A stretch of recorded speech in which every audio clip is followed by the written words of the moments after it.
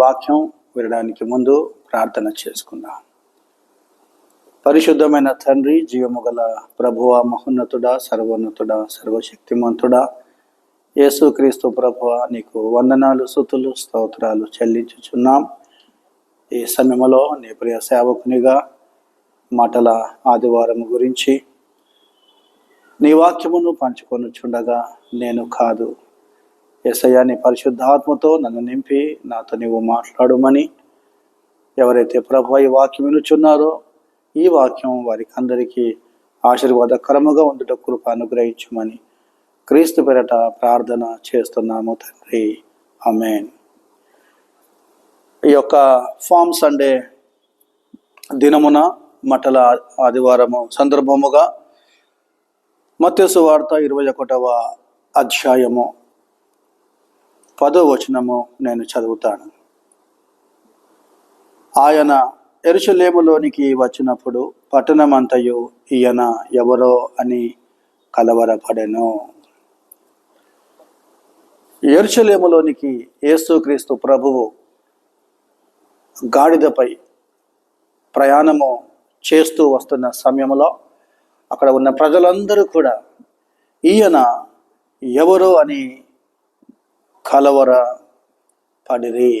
ఆ పట్టణం అంతా కూడా, యెరూషలేములో ఉన్న ప్రజలందరూ కూడా, యెరూషలేములో ఉన్న స్త్రీలు, పురుషులు, పిల్లలు, అక్కడ ఉన్న ప్రధాన యాజకులు, యూదులు, పరిసయ్యులు, వీళ్ళందరూ కూడా ఈయన ఎవరో అని ఆశ్చర్యపోయారు.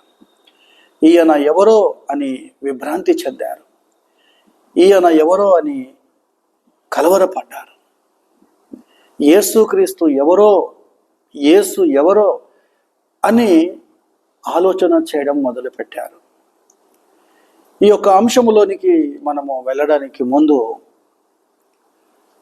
దేవుని వాక్యం మనం బాగా గమనించినట్లయితే, ఈ యొక్క మట్టలాదివారమును గూర్చిన సందర్భము మత్తయి సువార్త, మార్కు సువార్త, లూకా సువార్త, యోహాను సువార్తలో మనము గమనించగలం.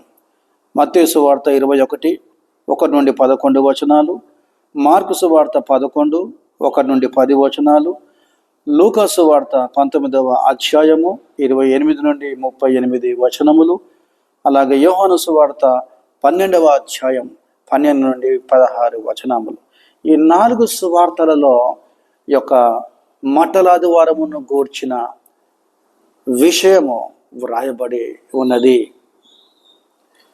యేసుక్రీస్తు ప్రభువు విజయోత్సాహముతో ఈ యెరూషలేములో గాడిద పిల్ల మీద కూర్చొని యెరూషలేములోనికి ప్రవేశించిన తర్వాత అక్కడ ఉన్న యూదులందరూ కూడా, ఎవరైతే యేసుని విశ్వసించారో, ఎవరైతే యేసుక్రీస్తును సొంత రక్షకునిగా అంగీకరించారో, యూదులందరూ కూడా, ప్రజలందరూ కూడా యేసుక్రీస్తును జ్ఞాపకము చేసుకొని వారి హృదయములలో యేసయ్యను ఆహ్వానించారు. యేసుక్రీస్తును అక్కడ ఉన్న ప్రజలందరూ కూడా ప్రభు అని స్తుతించారు. దావీదు కుమారుడా అని స్తుతించారు.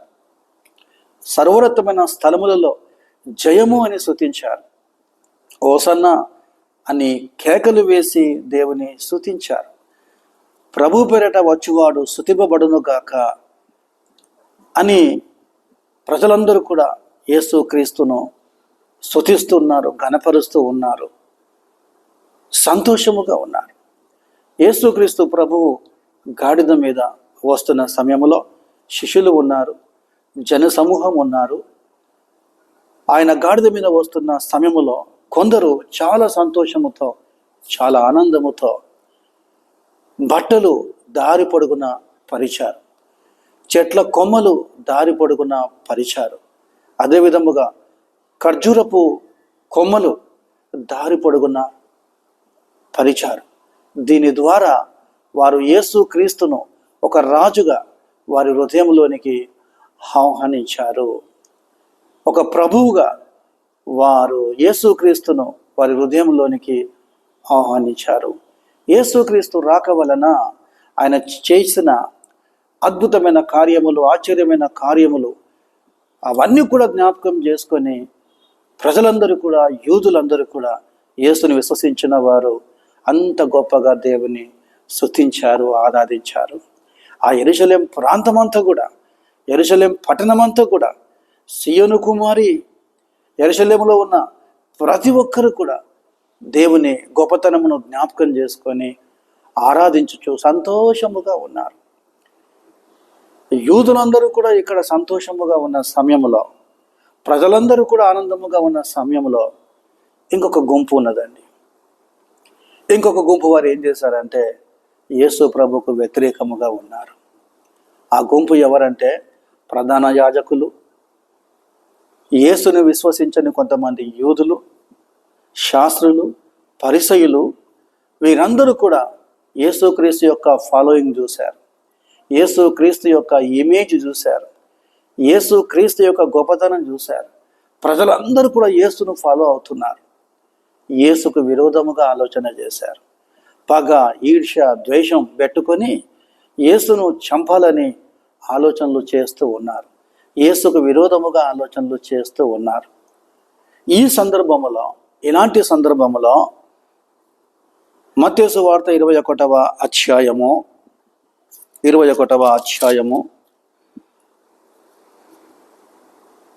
10వ వచనము గమనించినట్లయితే,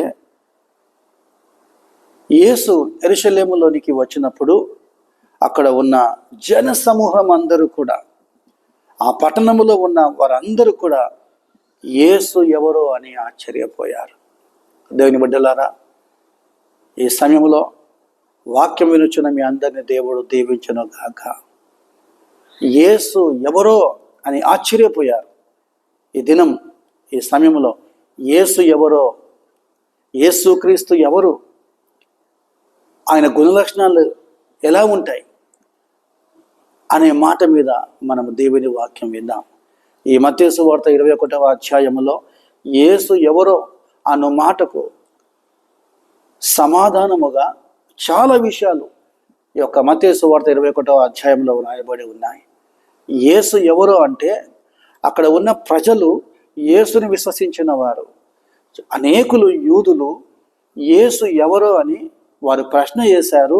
వారే జవాబులు ఇచ్చారు, ఆన్సర్స్ ఇచ్చారండి. మొట్టమొదటిగా యేసు ఎవరు అంటే యేసు మొట్టమొదటిగా సర్వజ్ఞాని. మత్తయి సువార్త 21వ అధ్యాయము మొదటి 2 వచనాలు మనం గమనించినట్లయితే అక్కడ యేసు ప్రభు సర్వజ్ఞాని, సర్వజ్ఞానము గలవాడు అని మనము ప్రార్థన పూర్వకముగా చూడగలం. ఏ విధముగా యేసు సర్వజ్ఞాని అని చెప్పగలము అంటే, యేసుక్రీస్తు ప్రభు శిష్యులందరిలో ఇద్దరిని పిలిచాడు. ఇద్దరిని పిలిచి మీ ఎదుట ఉన్న గ్రామానికి వెళ్ళుడి. వెళ్ళిన తర్వాత అక్కడ కట్టబడిన గాడిదయు, గాడిద పిల్లయు అక్కడ ఉంటాయి. అక్కడ చూసినప్పుడు వాటిని విప్పి నా యుద్ధకు తోలుకొని రండి అని దేవుని వాక్యములో మనం చూస్తున్నాము. మీ ఎదుటనున్న గ్రామమునకు వెళ్ళుడి. వెళ్ళగానే కట్టబడి ఉన్న ఒక గాడిదయు దానితోనున్న ఒక గాడిద పిల్లయు మీకు కనబడును. వాటిని విప్పి నా యుద్ధకు తోలుకొని రండి. ఇక్కడ ప్రశ్న ఏంటంటే, యేసు సర్వజ్ఞాని, సర్వజ్ఞానము గలవాడు, ఓమ్నిషెంట్.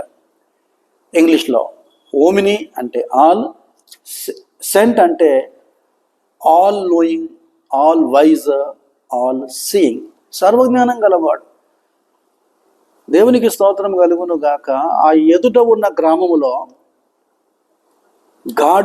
గాడిదయు గాడిద పిల్ల ఉన్నది అని, ఆ గాడిద కట్టబడి ఉన్నదని, గాడిదతో పాటు గాడిద పిల్ల ఉన్నదని ఆ గ్రామంలో ముందే యేసుక్రీస్తు ప్రభువుకు తెలుసండి. యేసుక్రీస్తు ప్రభువు ఆ ఒలివ కొండకు వచ్చినప్పుడు ఆ ఒలివ కొండ దగ్గర బెత్పాగే, బేతనీయ అనే గ్రామాలు ఉన్నాయి. బెత్పాగే, బేతనీయ. కొందరు బెత్పాగేను బేతనియా అంటారు. బెత్పాగే బేతనియా రెండు కూడా ఒకటే అని అంటారు కొంతమంది వ్యాఖ్యానకర్తలు.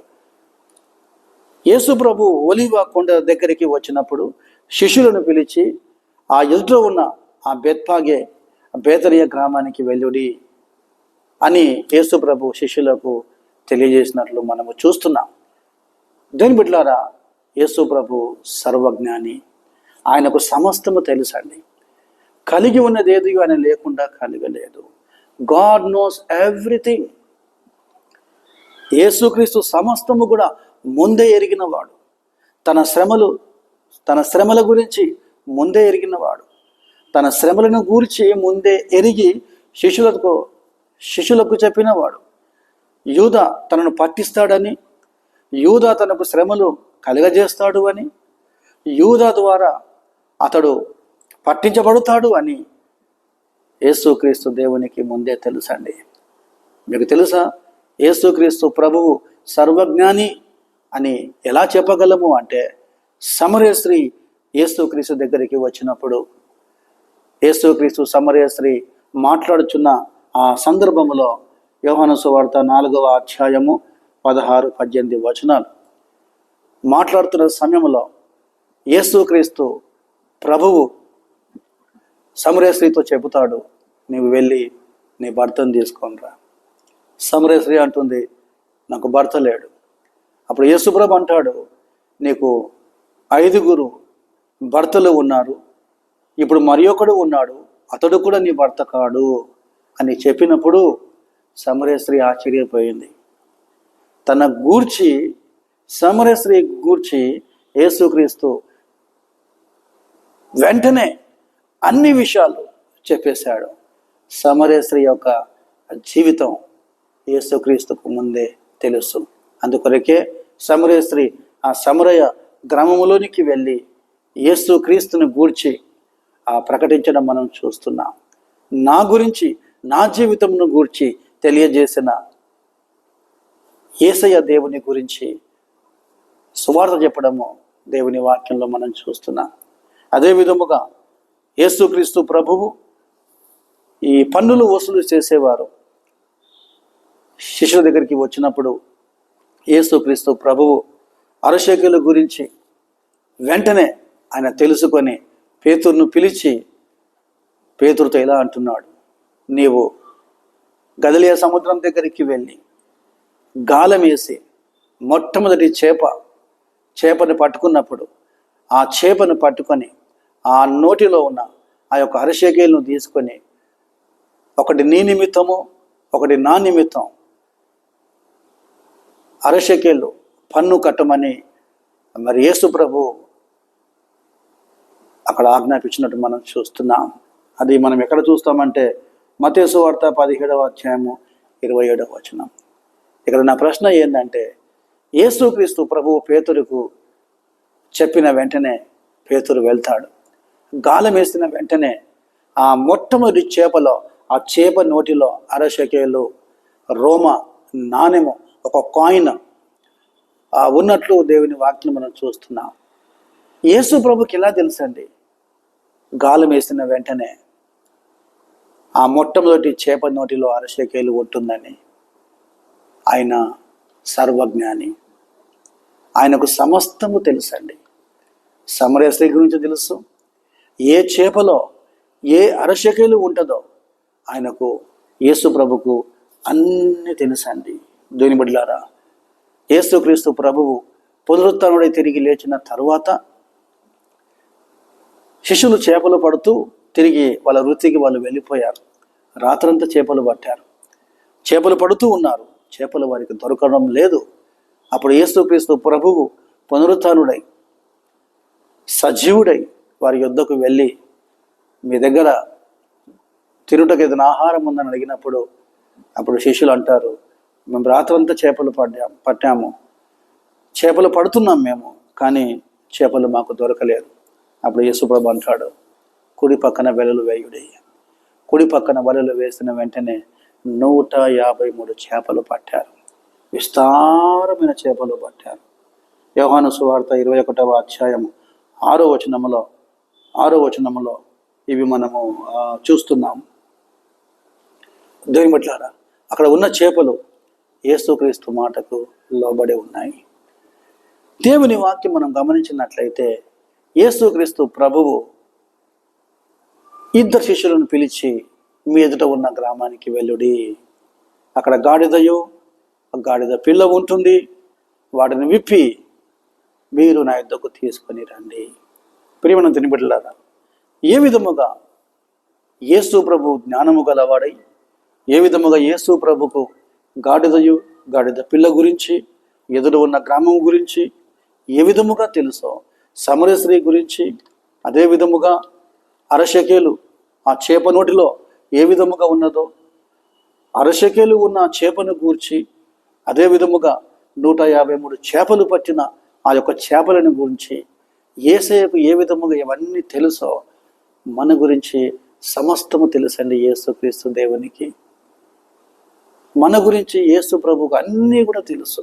ఆయన దేవుడు, ఆయన జ్ఞానము గల దేవుడు, ఆయన కృపగల దేవుడు, సర్వ సృష్టిని నోటి మాట ద్వారా కలుగజేసిన దేవుడు అండి. దేవుని బిడ్డలారా, మన గురించి అన్నీ కూడా దేవునికి తెలుసు. అందుకే 139వ కీర్తన 1 నుండి 10 వచనం మనం గమనించినట్లయితే దావీదు అంటున్నాడు, నేను ఆకాశమునకు ఎక్కినను అక్కడ నీవు ఉన్నావు, భూమి మీద ఉంటే అక్కడ నీవు ఉన్నావు, భూమి కింద ఒకవేళ పాతాళములో నేను దాక్కొనిను అక్కడ నువ్వు ఉన్నావు అని దావీదు అక్కడ మాట్లాడినట్లు మనం చూస్తున్నాం. దేవుని బిడ్డలారా, దేవుని గురించి దేవుడు జ్ఞానం గలవాడు. మనం పండుకొనుట, మనం లేచుట, మన ఆలోచనలు, మన తలంపులు అన్నీ కూడా దేవునికి తెలుసు. అందుకే దేవుని వాక్యములో మొట్టమొదటిగా యేసు ఎవరు? యేసు సర్వజ్ఞాని, సర్వజ్ఞానము కలవాడు. ఆ ఇద్దరు శిష్యులతో యేసయ్య చెబుతూ ఉన్నాడు, గాడిద పిల్ల యొక్క కట్లను విప్పి. ఈ సమయంలో దేవుని వాక్యం వింటున్న నీవు రకరకాల కట్లతో కట్టబడి ఉన్నావేమో, పాపం అనే కట్ల చేత నువ్వు కట్టబడి ఉన్నావేమో, చింత, దుఃఖం, వేదన, స్ట్రెస్, భయం, వీటన్నిటి వలన ఈ కట్ల చేత నీవు బంధింపబడి ఉన్నావేమో. యేసుక్రీస్తు ప్రభువు నీతో మాట్లాడుతున్నాడు. ఆయన నీ కట్లను తెంపడానికి ఆ పరలోకం నుండి దేవుని కుమారునిగా ఈ లోకానికి వచ్చాడు. నీ కట్లు అనే ఆ బాధ, దుఃఖం, వేదన, చింత వీటన్నిటి నుండి విడిపించుటకు యేసుక్రీస్తు నీ కొరకు ఈ లోకానికి వచ్చాడు. నీ గురించి దేవునికి సమస్తము తెలుసు. అందుకే దేవుని వాక్యంలో మనం చూస్తున్నాం. యెషయా గ్రంథము 42:7 వచనం, యెషయా గ్రంథము 52:2 వచనం, కీర్తనలు 107:14 వచనం, కీర్తనలు 68:6 వచనము, రోమపత్రిక 8వ అధ్యాయం 2వ వచనం, గలతీ 5వ అధ్యాయం 1వ వచనం. ఈ వచనాలు మీరు తీరికగా ఉన్నప్పుడు చదివితే దేవుడు ఈ వచనాల ద్వారా మీద దేవుడు మాట్లాడతాడు. ఆయన కట్ల నుండి, బంధకముల నుండి మీకు విడుదల కలుగజేస్తాడు, మీకు విముక్తి కలుగజేస్తాడు, మీకు స్వతంత్రం కలుగజేస్తాడు. ఆ యొక్క అంధకారము, చీకటి, పాపము, దాస్యం అనే కట్ల నుండి విముక్తి పొందాలంటే యేసుక్రీస్తు యొద్దకు రావాలి. ఇదిగో నేను తలుపు నొద్ద నుండి తట్టుచున్నాను, ఎవడైనా నా స్వరము వింటే నేను అతడు నాతో కలిసి భోజనం చేస్తాడు. ప్రయాసపడి పాపం యొక్క కట్లను మోయుచున్న వారలారా యేసుక్రీస్తు యొద్దకు రండి, ఆయన యేసు మీకు విశ్రాంతిని ఇస్తాడు. కాబట్టి ప్రియమైన దేవుని బిడ్డలారా, మొట్టమొదటిగా యేసు ఎవరు అంటే యేసు సర్వజ్ఞాని. రెండవదిగా యేసు ఎవరు అంటే అక్కడ ఉన్న జనసమూహం చెబుతూ ఉన్నారు, సాక్ష్యం ఇస్తున్నారు. యేసు ప్రభు ఎవరంటే ఆయన, రెండవదిగా ఆయన ఎవరో కాదు, ఆయన ప్రభువు. లార్డ్ అని ఇంగ్లీష్లో ఉంది, ఆయన ప్రభు అండి. 21వ అధ్యాయము 3వ వచనం, ఎవడైనాను మీతో ఏమైనాను అనిన ఎడల అవి ప్రభువునకు కావలసి ఉన్నావని చెప్పవలెను. చూసారండి, యేసు ప్రభు అంటున్నాడు అవి ప్రభువుకు కావాలి. ఆ గాడిద పిల్ల ప్రభుకు కావాలి. ఇక్కడ యేసు ప్రభే అంటున్నాడు, అది ప్రభువుకు కావాలి. అంత మాత్రమే కాకుండా దేవునికి స్తోత్రము కలుగును గాక. ఈ ప్రభువు అనే మాట దేవుని వాక్యములో కొంతమంది వాడినట్లు మనం చూస్తూ ఉన్నాం. దేవుని వాక్యములో లూకాసు వార్త 1వ అధ్యాయము 32వ వచనము, లూకాసు వార్త 1వ అధ్యాయము 32వ వచనం మనము గమనించినట్లయితే అక్కడ ఒక చక్కని మాట వ్రాయబడి ఉన్నది. ఆయన గొప్పవాడై సర్వోన్నతుని కుమారుడు అనబడును, ప్రభువైన దేవుడు ఆయన తండ్రి అయిన దావీదు సింహాసనమును ఆయనకిచ్చును. ప్రభువైన దేవుడు అండి. ఆయన ప్రభువులకు ఆయన ప్రభువే ఉన్నాడు. యేసుక్రీస్తు బిరుదులలో ఈ ప్రభువు అనే బిరుదు యేసుక్రీస్తుకు ఏర్పాటు చేయబడి ఉన్నది. అదే విధముగా యోహాను సువార్త 20వ అధ్యాయము 28వ వచనం మనం గమనించినట్లయితే అక్కడ తోమా కూడా యేసు ప్రభును పూర్తిగా విశ్వసించిన తర్వాత యేసుక్రీస్తు గాయములలో వ్రేలు పెట్టి చూసిన తర్వాత ప్రభువా అన్నాడు. ప్రభువా అని అన్నట్లు మనము దేవుని వాక్యంలో మనం చూస్తూ ఉన్నాం. అదే విధముగా దావీదు కూడా 110వ కీర్తన 1వ వచనం మనం జాగ్రత్తగా పరిశీలన చేస్తే 110వ కీర్తన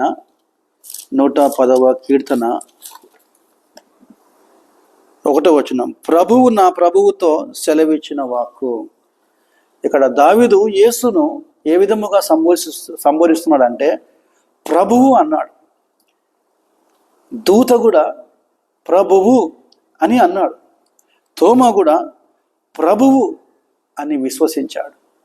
దేవుని బిడ్డలారా, ఈ యొక్క సమయంలో యేసు ప్రభువు, అది ప్రభువుకు కావాలి. యేసు క్రీస్తును సొంత రక్షకునిగా అంగీకరించిన అక్కడ ఉన్న యూదులందరూ కూడా అనేకులు ప్రభు అనే మాట ఉపయోగించారు. ప్రభువు పేరట వచ్చుచున్నవాడు స్తుతింపబడును గాక. ప్రభువు పేరట వచ్చుచున్నవాడు స్తుతింపబడును గాక. 4 సువార్తలలో మత్తయి, మార్కు, లూకా, యోహాను, ఈ 4 సువార్తలలో ప్రభువు అనే మాట మనం చూస్తున్నాం. దేని బిడ్డలారా, యేసుక్రీస్తు అందరికీ ప్రభువు. నాకు ప్రభువు, దేవుని వాక్యం వినుచున్న మీకు ప్రభువు, ఈ ప్రపంచం అంతటికి ఆయన ప్రభువులకు ఆయన ప్రభువుగా ఉన్నాడండి. ఆయన ప్రభువులకు ఆయన ప్రభువుగా ఉన్నాడు. కాబట్టి శిష్యులతో యేసు ప్రభు అంటున్నాడు, గాడిదలను గురించి ఎవరైనా ఏమైనా అంటే అవి ప్రభువునకు కావాలి, అవి ప్రభువునకు కావాలి. వెంటనే అతడు వాటిని తోలిపెట్టునని చెప్పి వారిని పంపాను. దేవుని బిడ్డలారా, వాక్యం వినిచిన మిమ్మల్ని అందరినీ దేవుడు దీవించును గాక. ఈ సమయంలో నీవు ప్రభువుకు కావాలి. నీ జీవితం ప్రభువుకు సమర్పించుకోవాలి. నీ కుటుంబంలో ఉన్న ప్రతి ఒక్కరు కూడా ప్రభువుకు కావాలి. ప్రభువు మిమ్మల్ని అందరినీ కూడా వాడుకోవాలని సంతోషిస్తున్నాడు. ప్రభువు మిమ్మల్ని అందరినీ కూడా వాడుకోవాలని ఆయన ఆశపడుతున్నాడు. కాబట్టి నీవు ప్రభువుకు కావాలి.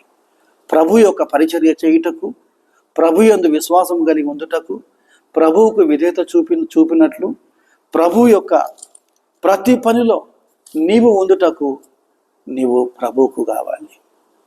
ఇంతకుముందు ఇష్టానుసారముగా వేరే వారికి అవసరమై వారు చెప్పిన విధముగా నీవు ఆ విధముగా పనిచేస్తూ ఉన్నావేమో, సాతాను బంధకములో ఉన్నావేమో, దుష్టుని బంధకములో ఉన్నావేమో.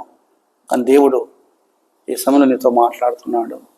నా కుమారుడా, నా కుమార్తె, నీవు ప్రభువుకు కావాలి. అందుకొరకే మత్తయి సువార్త 4వ అధ్యాయము మనం గమనిస్తే, మత్తయి సువార్త, ఒకవేళ మీ దగ్గర బైబుల్స్ ఉంటే నాతో పాటు తెరిచి ఉంచాలని కోరుతున్నాను. మత్తయి సువార్త 4వ అధ్యాయం 7వ వచనములో, ప్రభువైన నీ దేవుని నీవు శోధింపవలదని మరి ఒక చోట వ్రాయబడి ఉన్నదని వానితో చెప్పాను. యేసు ప్రభు సాతానుతో, ప్రభువైన నీ దేవుని నీవు శోధింపవలదు. అదే 4వ అధ్యాయము, మత్తయి సువార్త 4వ అధ్యాయము మనము గమనించినట్లయితే, మత్తయి సువార్త 4వ అధ్యాయము 10వ వచనం, ప్రభువైన నీ దేవునికి మ్రొక్కి ఆయనను మాత్రము సేవింపవలెను. దేవుని బిడ్డలారా, యేసుక్రీస్తు ప్రభువు, యేసుక్రీస్తు దేవుడు. ఆయన దేవుడై ఉండి కూడా ప్రభువైన నీ దేవునికి మొక్కి ఆయనను మాత్రమే ఆరాధించవలెను. దేవుని బిడ్డలారా, ఆయన మానవునిగా, దేవుని కుమారునిగా ఈ లోకానికి వచ్చాడు. మనుష్య కుమారునిగా ఈ లోకానికి వచ్చాడు. ఆయన 100% దేవుడు, 100% ఆయన మానవుడు. కాబట్టి నేర్పిస్తున్నాడు.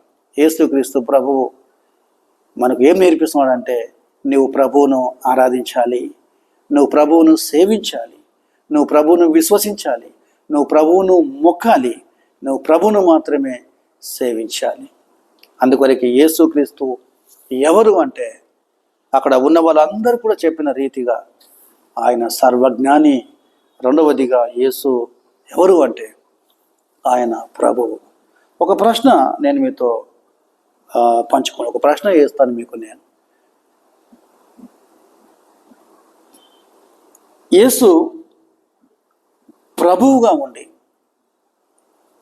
ఉండి దేవునిగా ఉండి ఇంతమంది చేత, దూత చేత, తోమ చేత, దావీదు చేత యేసు ప్రభువు అనిపించుకున్నాడు.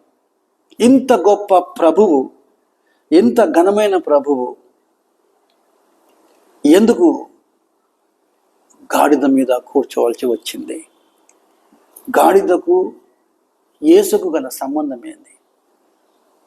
ప్రజలందరూ ప్రభువు అంటున్నారు. ప్రభువు పేరట వచ్చేవాడు స్తుతింపబడును గాక. ప్రభువును మాత్రమే ఆరాధించాలని యేసయ్య అంటున్నాడు. అందరూ ప్రభువు కొరకు వేచి ఉన్నారు. కానీ ఎందుకు యేసు ప్రభువు ఆయన గాడిద పిల్ల మీద కూర్చున్నాడు? గాడిద మీద కూర్చుని ఆయన ఎందుకు యెరూషలేములో ఎంటర్ అయ్యాడు అని మనం ఆలోచన చేస్తే, దేవుని వాక్యానుసారముగా గాడిద అపవిత్రమైన జంతువు, అన్క్లీన్ యానిమల్, నిషేధించబడిన జంతువు. గాడిదను దేవాలయంలోనికి తీసుకొని రాకూడదు. ఒకవేళ గాడిదను దేవాలయంలోనికి ఆ విధముగా తీసుకొని వస్తే ఇద్దరు కూడా చంపబడాలి. అందుకొరకు నిర్గమకాండము 13 వచనములో, నిర్గమకాండము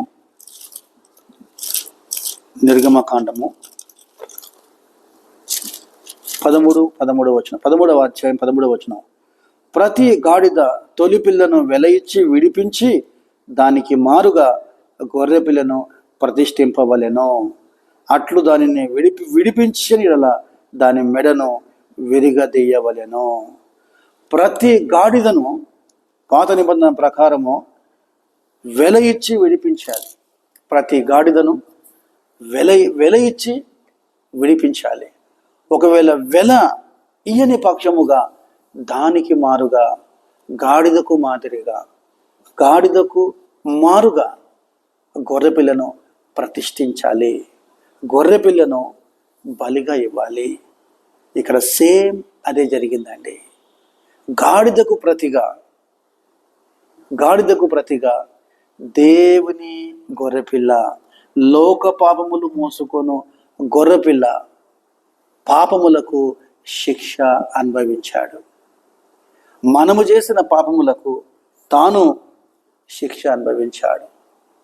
దేవుని బిడ్డలారా, గాడిదకు బదులుగా యేసుక్రీస్తే దేవుని గొర్రెపిల్లగా మారాడు. అందుకే బ్యాప్టిజం ఇచ్చే యోహాను ఏమంటుందంటే, ఇదిగో లోక పాపములు మోసుకొని పోవు దేవుని గొర్రెపిల్ల. నిర్గమకాండము 34వ అధ్యాయం 20వ వచనం మీరు రాసుకుంటే మంచిది. తర్వాత మీరు నిదానముగా తిరిగి యూట్యూబ్లో వాక్యము వింటూ మరి కొంచెం దేవుని వాక్యాన్ని చక్కగా గమనించవలసిందిగా కోరుతూ ఉన్నాను. దేని బిడ్డలారా, ఆయన ప్రభువై ఉండి కూడా ఎందుకు గాడిద మీద వచ్చాడు అంటే, గాడిద అపవిత్రమైన జంతువు. వెల ఇచ్చి కొనబడని ఎడల దానికి బదులుగా గొర్రెపిల్లను పరిష్టించాలి. లేని పక్షముగా గాడిదను చంపివేయాలి. ఆత్మ సంబంధముగా మనము కూడా పూర్వము పాపులుగా ఉన్నాం, దేవునికి దూరముగా ఉన్నాం, దుష్టులుగా ఉన్నాం, సాతాను బంధకములో ఉన్నాం, దుష్టత్వములో ఉన్నాం. మనమందరము కూడా నీతిమంతులుగా ఉండాలని, పరిశుద్ధులుగా ఉండాలని, పవిత్రులుగా ఉండాలని, దేవునికి ప్రియమైన కుమారులు కుమార్తెలుగా ఉండాలని, మనలను దేవుని వద్దకు తెచ్చుటకు అనీతిమంతులమైన మన కొరకు నీతిమంతుడైన యేసుక్రీస్తు ప్రభువు ఒక్కసారే ఆ కలవరి శిలువలో తన ప్రాణం పెట్టాడు. ఎంత గొప్ప విషయం అండి. మనకు బదులుగా యేసుక్రీస్తు ప్రభువు ఆ కలవరి శిలువలో బలియాగమయ్యాడు. ఆ రక్తం గార్చాడు, తన ప్రాణం పెట్టాడు, శ్రమపడి మరణించి సమాధి చేయబడి తిరిగి 3వ దినం లేచాడు. ఎంత గొప్ప రక్షణ దేవుడు మనకి ఇచ్చాడండి. మీరు తరువాత రోమాపత్రిక 5వ అధ్యాయము 8 నుండి 10 వచనాలు చదవండి. ఫిలిప్పీలకు రాసిన పత్రిక 2వ అధ్యాయము 6 నుండి 8 వచనాలు చదవండి. ఆయన దేవుడై ఉండి, దేవాది దేవుడై ఉండి, ఆయన ప్రభువై ఉండి, ప్రభులకు ప్రభువై ఉండి, దేవునితో సమానముగా ఉండుట విడిచిపెట్టకూడని భాగ్యమని ఎంచుకోలేదండి. మనుషుల పోలికగా పుట్టాడు, దాసుని స్వరూపము ధరించుకొని తను తానే రిక్తునిగా చేసుకున్నాడు. మరణము పొందినంతగా తను తాను తగ్గించుకొని విధేయత చూపించాడు. మనందరి కొరకు పాపం వలన వచ్చు జీతము మరణం. యేసుక్రీస్తులో మనకు నిత్య జీవము, విమోచన, శాశ్వతమైన సమాధానం ఉందండి. దేని బిడ్డలారా, దేవుని వాక్యములో అక్కడ ఉన్న ప్రజలందరూ కూడా యేసు ఎవరో అన్నారు. ఒకటి, యేసు ఎవరో కాదు, ఆయన సర్వజ్ఞాని. రెండవదిగా, యేసు ఎవరో కాదు, ఆయన ప్రభువు. మూడవదిగా, యేసు ఎవరు అంటే దేవుని వాక్యములో చాలా స్పష్టముగా రాయబడి ఉన్నది. మత్తయి సువార్త 21వ అధ్యాయం 5వ వచనం. ఇదిగో నీ రాజు సాత్వికుడై గాడిదను, భారవాహక పశువు పిల్ల అయిన చిన్న గాడిదను ఎక్కి నీ యొద్దకు వచ్చుచున్నాడని సియోను కుమారితో చెప్పుడి. మూడవదిగా, యేసు ప్రభు ఎవరు అంటే ఆయన రాజండి. ఆయన రాజులకు రాజండి. ఆయన యూదా గోత్రపు సింహం అండి. ఆయన దేవుని వాక్యములో ఈ రాజు అనే మాట అనేక సార్లు మనం చూస్తాం. యేసు ప్రభు ఆయన రాజుగా ఉన్నాడు.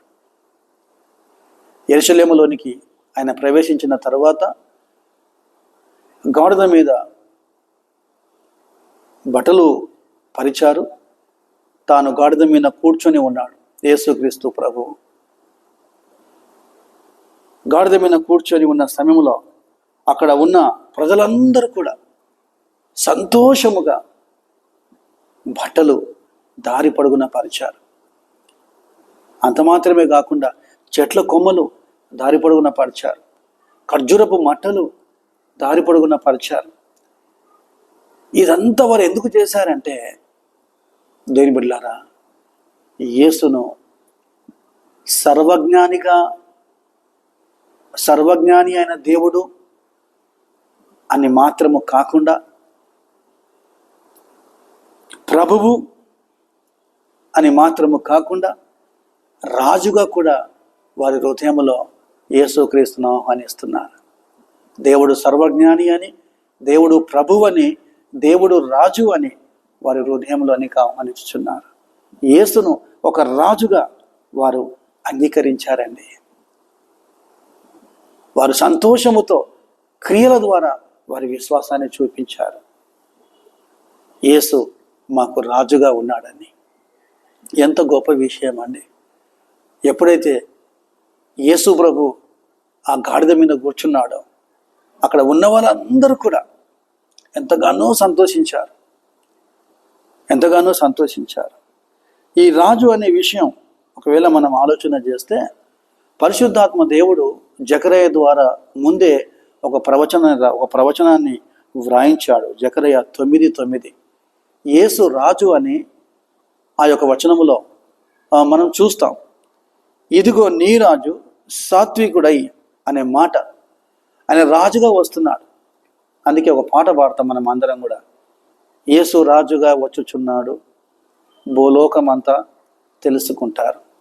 ఆ తర్వాత మరొక పాట కూడా ఉంది, రాజాది రాజా రారా రాజులకు రాజై రారా. మరొక పాట కూడా ఉంది, రాజులకు రాజైన ఈ మన విభని పూజ చేయుటకు రండి. అవునండి, యేసు రాజు అని మనము దేవుని వాక్యంలో మనం చూస్తున్నాం. ఎందుకు ఈ యూదా ప్రజలందరూ కూడా బట్టలు ఎందుకు పరిచారండి? చెట్ల కొమ్మలు ఎందుకు పరిచారు? ఖర్జూరపు మట్టలు ఎందుకు పరిచారు? ఎందుకు యేసు రాజుగా గాడిద మీద కూర్చొని వస్తున్న సమయంలో ఈ యొక్క ప్రక్రియ ఎందుకు జరిగిందంటే, రాజు అనే వారికి తప్పకుండా సన్మానం చేయాలి. ఎవరైతే రాజుగా ఉంటారో తప్పకుండా ప్రజలందరూ కూడా స్వాగతం పలకాలి. అందుకొరకే పాత నిబంధనలో 2వ రాజుల గ్రంథం 9వ అధ్యాయం 13వ వచనం మీరు చదవండి. సమయం లేక నేను చదువుతలేను. 2వ రాజుల గ్రంథం 9వ అధ్యాయం 13వ వచనం చదివినట్లయితే అక్కడ యెహూ అనే రాజు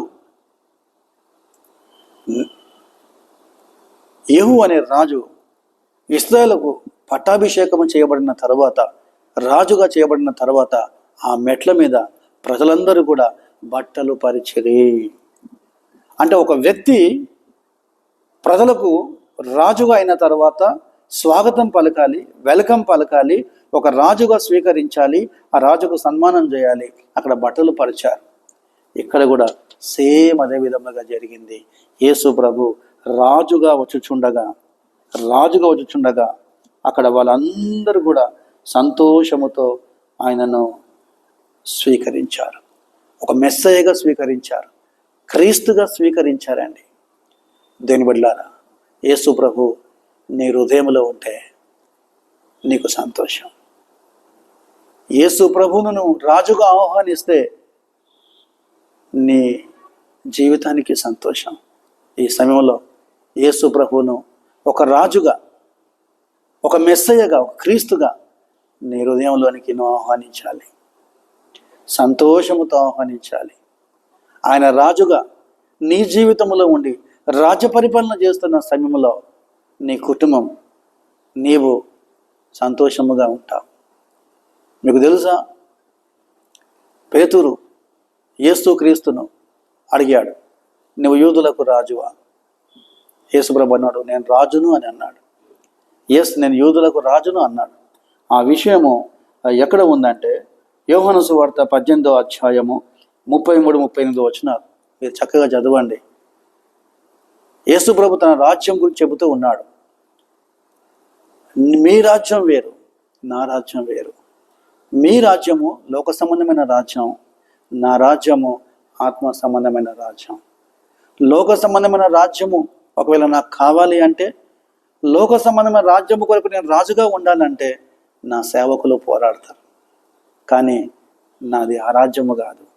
నేను సత్యము చెప్పుటకు ఈ లోకమునకు వచ్చి తిని, ప్రేమను ప్రకటించుటకు ఈ లోకమునకు వచ్చి తిని, పరలోక రాజ్యమును గూర్చి బోధించుటకు ఈ లోకానికి వచ్చి తిని.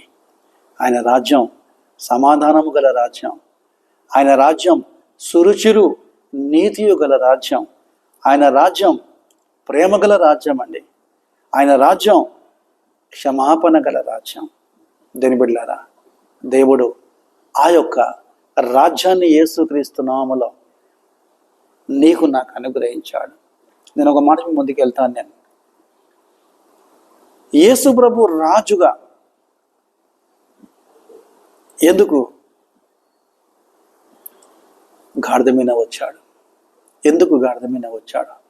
రాజు అనగానే రాజు తల మీద ఒక బంగారు సువర్ణ కిరీటం ఉంటుంది, చూడటానికి హుందాగా ఘనముగా ఉంటుంది. రాజు అనగానే వెలగల వస్త్రములు, ఊదారంగు వస్త్రములు, శ్రేష్టమైన వస్త్రములు. రాజు అనగానే చక్కని ఖడ్గం, రాజు అనగానే పాదరక్షకులు, రాజు అనగానే వెనుక ముందు సైన్యం, రాజు అనగానే గొప్ప భవనం, రాజు అనగానే రాజుగారికి తెల్ల గుర్రము, నల్ల గుర్రము, ఎర్ర గుర్రం, ఈ విధముగా చాలా గుర్రాలు. రాజు అనగానే హుందాతనం, రాజు అనగానే ఒక ప్యాలెస్. ఇవన్నీ కూడా ఉండాలి. కానీ ఇక్కడ ఈ రాజుకు ఏం లేదండి. యేసు అనబడే ఈ రాజుకు, గాడిద మీద వస్తున్న ఈ రాజు అవన్నీ ధరించలేదండి. ఆయన మామూలు వస్త్రములతో గాడిదపై కూర్చొని వస్తున్నాడు. బైబిల్ ఒక మాట ఉంది, 2 కొరింథీ 8:9, ఆయన ధనవంతుడై ఉండి తన దారిద్ర్యము చెప్పున మనము ధనవంతులము కావాలని మన కొరకు దరిద్రుడాయాడు. ఆ సిలువ మీద అన్ని విధాలుగా నిన్ను నన్ను రక్షించుటకు బలియాగమయ్యాడు. ఆయన శ్రీమంతుడు, ఆయన ధనవంతుడు, పరలోక రాజ్యములో రారాజుగా ఉన్న దేవుడు.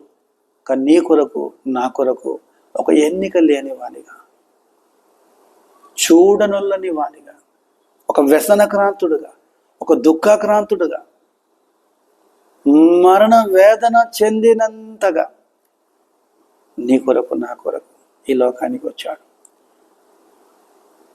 నక్కలకు బొరియాలున్నాయి, ఆకాశ పక్షుల గూళ్ళున్నాయి, కానీ మనిషి కుమారుడు తలవాల్చుకోవటకు స్థలము లేదండి. దేని బిళ్ళారా, ఆయన ఒక రాజుగా అట్టహాసంగా రాలేదండి. ఆయన లోక సంబంధమైన రాజుల వలె రాలేదు. ఆయన ఒక మామూలు రాజుగా నీకు దేవుని రాజ్యం ఇవ్వటానికి వచ్చాడు. సిలువ మీద ఉన్న దొంగతో యేసయ్య మాట్లాడుతూ ఉన్నాడు, నేడు నీవు నాతో కూడా పరదేశంలో ఉండవు. ఎంత గొప్ప విషయం అండి, ఎంత గొప్ప విషయం. రాజు యుద్ధానికి వెళ్ళాలంటే సైన్యం తీసుకొని వెళ్ళాలి.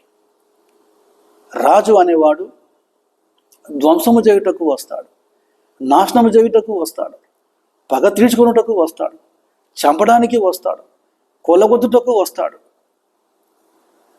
అంత మాత్రమే కాకుండా కలవరపడడానికి వస్తాడు, భయపెట్టుటకు వస్తాడు, సమస్తమైన ఆస్తిని దోచుకోవడానికి వస్తాడు, చంపడానికి వస్తాడు.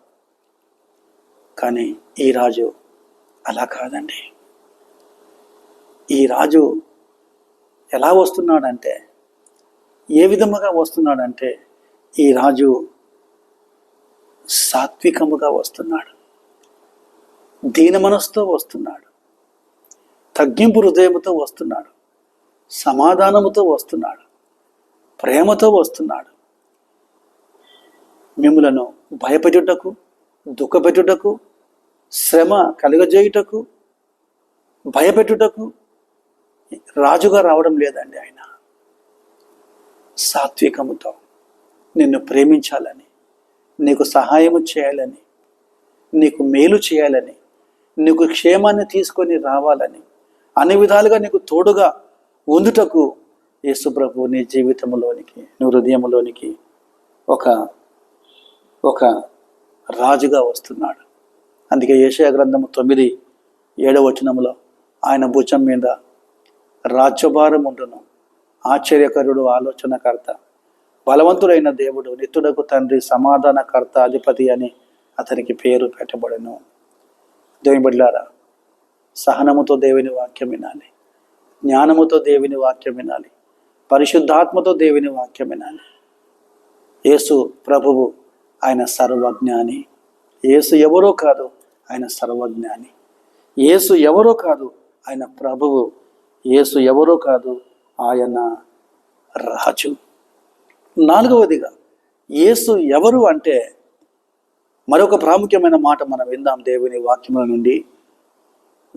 మత్తయి సువార్త 21వ అధ్యాయము 9వ వచనం మనం గమనించినట్లయితే అక్కడ జన సమూహములలో ఆయనకు ముందు వెలుచుండిన వారును వెనక వచ్చుచుండిన వారును, దావీదు కుమారునికి జయము, ప్రభు పేరిట వచ్చువాడు స్తుతింపబడును గాక, సర్వోత్తమైన స్థలములలో జయము అని కేకలు వేయుచుండిరి. నాలుగవదిగా యేసు ఎవరంటే ఆయన హోసన్నా.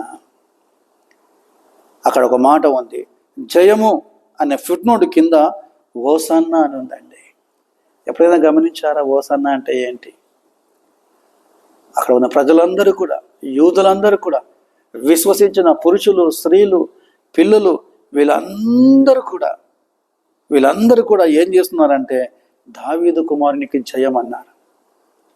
ప్రభు పేరిట వచ్చేవాడు స్తుతింపబడును గాక అన్నారు. సర్వోన్నతమైన స్థలములలో జయము అన్నారు. హోసన్నా, ఆయన హోసన్నానండి. హీబ్రూ భాషలో హోసన్నకు అను అర్థం ఏంటంటే, ఒకటేమో రక్షించు అన్న మాటకు అర్థం, రక్షించు, నా అర్థధ్వని, నా విజ్ఞాపన ఆలకించు. రెండవదిగా స్తుతించు. ఒకటి రక్షించు, నా ప్రార్థన మనవి స్వీకరించు, నా అర్థధ్వని ఆలకించు. ఇంకొక అర్థం ఏంటంటే స్తుతించు. కాబట్టి దేవుని బిడ్డలారా, ఇక్కడ ఆ జన సమూహం అందరూ కూడా ప్రభువును, రాజును, సర్వజ్ఞాని అయిన దేవుణ్ణి గొప్పగా స్తుతించారు, కేకలు వేశారు, ఆరాధించారు. అందుకొరకే మనం కూడా ఈ ఫామ్ సండే సమయంలో వీధులు తిరుగుతూ చెట్ల కొమ్మలు పట్టుకొని హోసన్నా జయం అంటాం. అందుకొరకే పాట పాడతాం కదా, యేసు రాజు రాజుల రాజై త్వరగా వచ్చుచుండే హోసన్నా జయమని. ఈ సమయంలో వాక్యం వింటున్న మీరందరూ కూడా మీ జీవితంలో, మీ కుటుంబంలో హృదయపూర్వకముగా నువ్వు హోసన్నా అనాలి. యేసయ్యా, ప్రభువా, నిన్ను స్తుతిస్తున్నా, నిన్ను ఘనపరుస్తున్నా, నన్ను రక్షించు, నన్ను కాపాడు, నా ప్రార్థన విను, నా మొర విను అని దేవునికి నువ్వు మొరపెట్టాలి, దేవుని నువ్వు స్తుతించాలి. అందుకే దేవుని వాక్యములో కొందరు ఈ మాట యూజ్ చేశారు. హోసన్నా అనగా రక్షించు, హోసన్నా అనగా దేవుని స్తుతించు. మీకు తెలుసా ఎవరు అన్నారంటే గురుడివాడు. యేసుక్రీస్తు ప్రభువు ఆ యెరికో ప్రాంతంలో ఆ మార్గము గుండా వెళ్తున్న సమయంలో, దావీదు కుమారుడా నన్ను రక్షించు, హోసన్నా, నన్ను రక్షించని కేకలు వేశాడు. వెంటనే యేసయ్య గుడ్డివాని దగ్గరికి వచ్చాడు. గుడ్డివాని దగ్గరికి వచ్చి, నీ విశ్వాసం నిన్ను స్వస్థపరచును గాక, చూపు పొందుమన్నాడు. చూపు వచ్చేసింది. అదేవిధముగా దేవుని వాక్యములో మనము గమనించినట్లయితే పేతురు కూడా ఆ నీటిలో మునిగిపోతున్న సమయంలో యేసయ్యను చూశాడు. ప్రభు నన్ను రక్షించు అన్నాడు. ప్రభువు నన్ను రక్షించు, హోసన్నా అన్నాడు. వెంటనే అల్పవిశ్వాసి, ఎందుకు సందేహపడితివి అని యేసయ్య తన కుడి హస్తాన్ని పేతురికి ఇచ్చి తిరిగి లేపినట్లు మనం చూస్తున్నాం.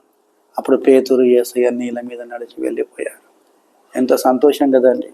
ఈ రెఫరెన్స్ మీకు కావాలంటే లూకా సువార్త 18వ అధ్యాయం 38వ వచనం, మత్తయి సువార్త 14వ అధ్యాయము 31వ వచనం.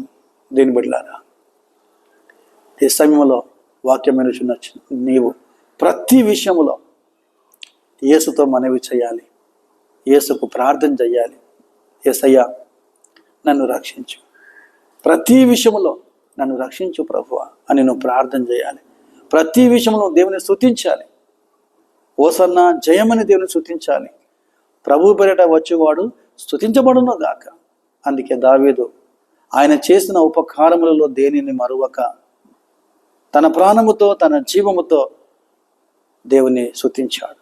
దేవుడు చేసిన ఉపకారములు జ్ఞాపకం చేసుకొని దేవుని స్తుతించాడు. ప్రియా దేవుని సంగమ, ప్రియా దేవుని కుమారులారా, దేవుని కుమార్తెలారా, గుడ్డివాణ్ణి రక్షించిన దేవుడు, పేతుని రక్షించిన దేవుడు నిన్ను రక్షించడా? నిన్ను కాపాడడా? తప్పకుండా. నువ్వు పిలిచినప్పుడు, నువ్వు అడిగినప్పుడు, నువ్వు బాధలో దుఃఖములో ఉన్నప్పుడు తప్పకుండా దేవుడు నీకు సహాయం చేస్తాడు. కాబట్టి ప్రతి విషయంలో నువ్వు ఓసన్న అనాలి. హబక్కూకు ప్రతి విషయంలో ఓసన్న అన్నాడు. యోబు కూడా ప్రతి విషయంలో యెహోవా ఇచ్చెను, యెహోవా తీసుకొనెను, ఆయన నామమునకు మహిమ కలుగును గాక ఓసన్న అన్నాడు. హన్నా దేవుని స్తుతించింది, దావీదు దేవుని స్తుతించాడు, ఓసన్న అన్నాడు. కాబట్టి ఆ యొక్క యెరూషలేము ప్రాంతంలో దావీదు కుమారునికి జయమన్నారు. యెషాయి మొద్దు నుండి చిగురు పుట్టును, యెషాయి మొద్దు నుండి వేరు వచ్చును. దావీదు సంతానముల నుండి యేసు ప్రభు వస్తాడు. అది ప్రవచనం. దావీదు పట్టణం మొదటి రక్షకుడు మీ కొరకు పుట్టి ఉన్నాడు. దేని బిడ్డలారా, యేసు ఎవరో అన్నారు. యేసు సర్వజ్ఞాని. యేసు ఎవరో? యేసు ప్రభువు, యేసు ఆయన రాజు. తర్వాత యేసు హోసానా. ఆ తర్వాత 5వదిగా యేసు ఎవరు అంటే మీరు ఆశ్చర్యపోతారు. దేవుని వాక్యం అంటే అందరినీ దేవుడు దీవించడం గాక. యేసు ఆలయము కన్నా శ్రేష్ఠుడు, దేవాలయము కంటే శ్రేష్ఠుడు. యేసు ప్రభువు యెరూషలేములో ఆ గాడిద మీద వచ్చిన సమయంలో ఆ యొక్క జయోత్సాహం అయిపోయిన తరువాత అక్కడ 21వ అధ్యాయం మత్తయి సువార్త 21, 12, 13 వచనాలు గమనించినట్లయితే యేసు ఆ దేవాలయంలోకి వచ్చినప్పుడు ఒంటరిగా యేసు ప్రభు దేవాలయంలోకి వచ్చినప్పుడు అక్కడ అనేకులు వ్యాపారం చేస్తూ ఉన్నారు. యేసు దేవాలయంలో ప్రవేశించి క్రయ విక్రయములు చేయవారిని అందరినీ వెళ్ళగొట్టి రూకలు మార్చువారిని, బలులను, గువ్వలమ్మ వారి పీఠములను పడద్రోసి, చూసారా అండి, దేవాలయమును అశుద్ధి చేశారు. దేవాలయం విషయములో దేవాలయమును అన్క్లీన్ చేశారు.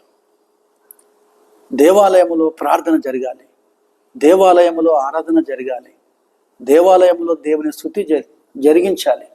అలాంటి దేవాలయంలో దేవుని స్తుతి జరగకుండా, దేవుని ప్రార్థన జరగకుండా, దేవునికి ఆరాధన జరగకుండా దేవాలయాన్నే వ్యాపార పొట్టిల్లుగా మార్చివేశాడు. యేసు ప్రభు కోపం వచ్చేసింది. అక్కడ వాళ్ళందరినీ బయటికి వెళ్ళగొట్టినట్లు గువ్వలమ్మే వారిని, ఆ తర్వాత ప్రతి ఒక్కరిని కూడా బయటికి వెళ్ళగొట్టడం మనం చూస్తూ ఉన్నాం. ఆ పీఠములో పడద్రోశాడు. నా మందిరము ప్రార్థన మందిరం అనబడును. అక్కడ ఉన్న ప్రధాన యాజకులు, పరిసయ్యులు, యూదులు దేవాలయం ఎక్కువగా ప్రేమిస్తున్నారు. ఇది మా పితరులు కట్టించిన దేవాలయం. ఎక్కువగా దేవాలయానికి ప్రాధాన్యత ఇచ్చారు, కానీ యేసుకు ప్రాధాన్యత ఇవ్వలేదండి. ఎక్కువగా దేవాలయాన్ని ప్రేమించారు, కానీ యేసుని ప్రేమించలేదండి. దేని బిడ్డలారా, అందుకొరిగా యేసయ్య అంటున్నాడు, ఈ దేవాలయాన్ని పడగొట్టండి, నేను 3 రోజుల్లో కడతాను. తన శరీరము గురించి యేసు ప్రభు చెప్పినట్లు మనకు అర్థమైంది అక్కడ, కానీ వాళ్ళకి అర్థమయ్యలేదు. ఈ దేవాలయాన్ని 56 సంవత్సరాలు కట్టారే, నువ్వు 3 రోజుల్లో తిరిగి కట్టుదావని వాళ్ళు ఆశ్చర్యపోయారండి. కానీ యేసు ప్రభు తన మరణమును పునరుత్థానమును గురించి చెప్పాడు అని వాళ్ళకి అర్థం కాలేదు. ఇంకో దగ్గర యేసు ప్రభు అంటున్నాడు, ఈ దేవాలయం విషయంలో రాతి మీద రాయి నిలవబడదు. అది తీర్పు దినం. బబులోను రాజు నీరో చక్రవర్తి ఒకరి తర్వాత ఒకరు ఆ యొక్క దేవాలయాన్ని నాశనం చేశారు. అందుకే యేసుప్రభు అంటున్నాడు, ఆలయం ప్రాముఖ్యం కాదు, ఆలయము కంటే శ్రేష్టమైన వాడు, ఉన్నతమైన వాడు ఆయన యేసుక్రీస్తు ప్రభువు. అందుకే దేవుని వాక్యములో మత్తయి 12:6 చక్కని మాట ఉంది. మత్తయి 12:6 మత్తయి 12, దేవాలయము కంటే గొప్పవాడు ఇక్కడ ఉన్నాడు. మీరు దేవాలయమును గూర్చి గొప్ప గొప్ప విషయాలు చెబుతూ ఉన్నారు, కానీ యెరూషలేము దేవాలయము కంటే గొప్పవాడు ఇక్కడ ఉన్నాడు, ఆయనే యేసుక్రీస్తు ప్రభువు. దేవుని బిడ్డలారా, దేవాలయములో ప్రార్థన జరగాలి, దేవాలయములో ఆరాధన జరగాలి, దేవాలయంలో స్తుతి జరగాలి. నువ్వు దేవుని మందిరం వచ్చిన తర్వాత, దేవాలయమునకు వచ్చిన తర్వాత ఆలయం గురించి ఎక్కువగా నువ్వు ఆలోచన చేయకూడదు. శరీర సంబంధమైన ఆలయం గురించి, కట్టబడిన ఆలయం గురించి ఎక్కువగా ఆలోచన చేయొద్దు. కానీ దేవుడు నీ హృదయం అనే ఆలయములో ఉన్నాడు. నీ దేహము దేవుని ఆలయమని మీరు ఎరగరా అని 1 కొరింథీ 3:16 దేవుడు మనతో మాట్లాడుతూ ఉన్నాడు. కాబట్టి నీ హృదయం అనే దేవాలయాన్ని నువ్వు సరైన విధంగా చూసుకోవాలి. నీ హృదయాన్ని దేవుని ఆలయముగా మార్చుకోవాలి.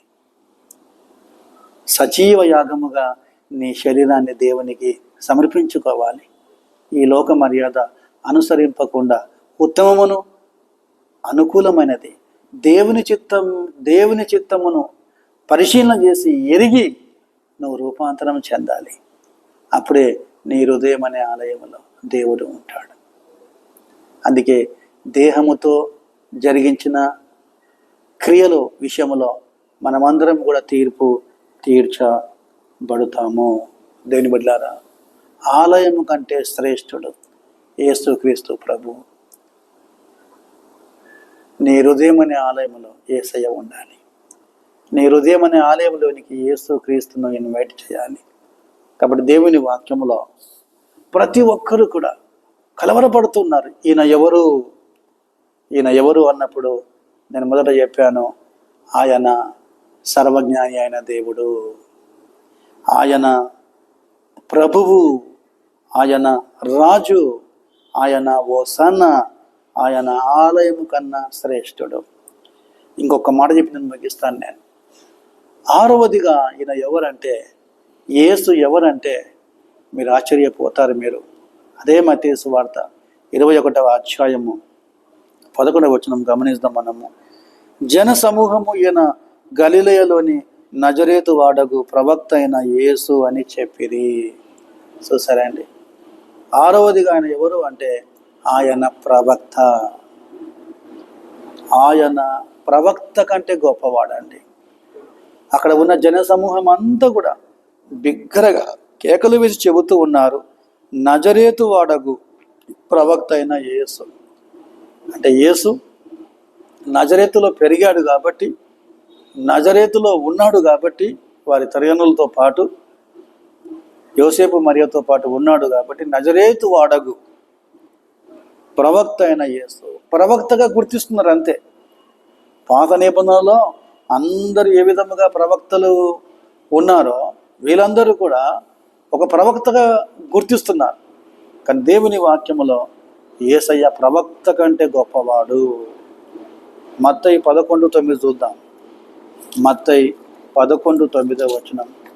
మత్తయి 11:9 వచనములో, అవును గాని ప్రవక్త కంటే గొప్పవాడినని మీతో చెప్పుచున్నాను.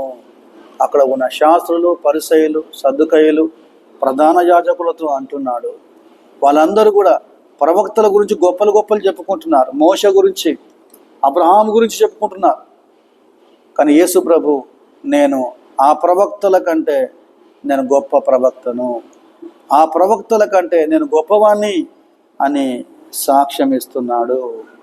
జనిబుడ్లారా, లూకాసు వార్త 7:26 ఒక్కసారి గమనించండి దయచేసి. లూకాసు వార్త 7:26 మనం గమనించినట్లయితే అక్కడ ప్రవక్తన, అవును గాని ప్రవక్త కంటే గొప్పవాడినని మీతో చెప్పుచున్నాను. చూసారండి, ప్రవక్త కంటే గొప్పవాణ్ణి నేను అని యేసు ప్రభు అక్కడ సాక్ష్యం ఇస్తున్నాడు.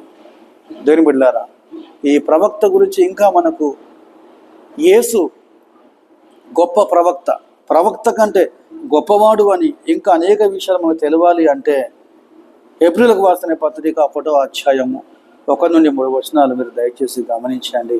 ఆ తర్వాత కీర్తనలు 2వ అధ్యాయము 8వ వచనం చదవండి. తర్వాత రోమపత్రిక 8వ అధ్యాయం 17వ వచనము. తరువాత మీరు ఇవన్నీ అధ్యాయాలు మీరు చదివితే తప్పకుండా యేసు ప్రవక్త కంటే గొప్పవాడు అని మీరు ఎన్నో విషయాలు మీరు నేర్చుకుంటారు.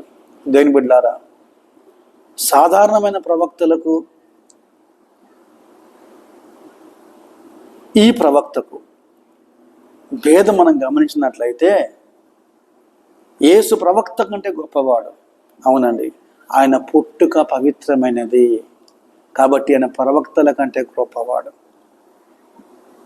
ఆయన పుట్టుక పవిత్రమైనది. ఆయన పాపము లేనివాడు. ఆయన ప్రవచనాల ద్వారా పుట్టినవాడు. ఆయన ప్రవక్త అని ప్రవచనాల ద్వారా తెలియజేసే విధంగా చేశాడు. ఆయన ప్రవక్తల కంటే గొప్ప ప్రవక్త అని ఎందుకంటున్నానంటే ఆయన శ్రమ పడ్డాడు, మరణించాడు, సమాధి చేయబడ్డాడు, తిరిగి లేచాడు, తిరిగి నిన్ను నన్ను ఆ మధ్యాకాశము ద్వారా, ఆ మేఘము ద్వారా పరలోకానికి తీసుకొని వెళ్ళుటకు రానై ఉన్నాడు. మిగతా ప్రవక్తలందరూ కూడా పాపము గలవారు. మిగతా ప్రవక్తలందరూ కూడా వారికి ప్రవచనాలు లేవు. మిగతా ప్రవక్తలందరూ కూడా ఎవరు కూడా వారు